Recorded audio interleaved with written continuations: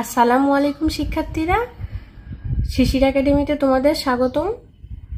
আজ ষষ্ঠ শ্রেণীর বিজ্ঞান অনুশীলন বইয়ে 82 পৃষ্ঠার বাড়ির কাজটি এখানে করে দেয়া হচ্ছে। হারিয়ে যাওয়া জীবের নাম, তারপরে রয়েছে হারিয়ে যাওয়া জীবের বর্ণনা, কতদিন আগে দেখা যেত, যার কাছ থেকে তথ্য পেয়েছ। প্রথমে আমি নাম দিয়েছি বনগরু। বনগরু কিছুটা গরুর মতোই দেখতে, কিন্তু এদের দৈহিক আকার বৃহৎ এবং শিং মোটা। বনগরুর আচরণ হিংস্র প্রকৃতির। 19 বছর আগে দেখা যেত। যার কাছ থেকে তথ্য পেয়েছ, চট্টগ্রামে বসবাসরত আমার চাচার কাছ থেকে।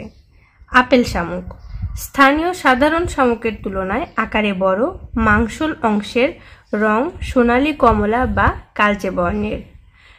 কতদিন আগে দেখা যেত? 12 বছর আগে দেখা যেত। যার কাছ থেকে তথ্য পেয়েছ? আমার বাবার কাছ থেকে। ভোঁদর ভোঁদর এক ধরনের আধা জলচর প্রাণী। এটি প্রধানত মৎস্যভুক স্তন্যপায়ী প্রাণী। এর পায়ের আঙুল হাঁসের পায়ের ন্যায়। কতদিন আগে দেখা যেত? 21 বছর আগে দেখা যেত। আমি কোথায় থেকে তথ্যটা পেয়েছি সেটা হচ্ছে প্রথম আলো পত্রিকা। হারিয়ে যাওয়া জীবের আরেকটি নাম হিসেবে আমি নিয়েছি লামচিতা। হারিয়ে যাওয়া জীবের বর্ণনা।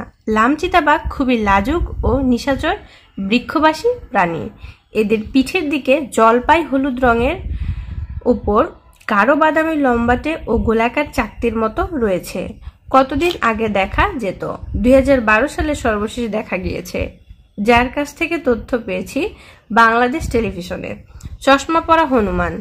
গায়ের লোমের রং মেটে বাদামি থেকে কালচে বাদামি। চোখের চারপাশে লোম সাদা রঙের হয়ে থাকে বলেই মনে হয় চশমা পরে আছে।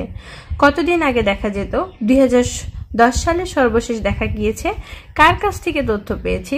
দৈনিক প্রথম আলো। 12 শিঙা এক ধরনের হরিণ, যার 10 থেকে 12টি শিং প্রাপ্তবয়স্ক অবস্থায় থাকত। কতদিন আগে দেখতে পেয়েছি? 35 বছর পূর্বে দেখা যেত। যার কাছ থেকে তথ্য পেয়েছি? আমার নানার কাছ থেকে। ধন্যবাদ।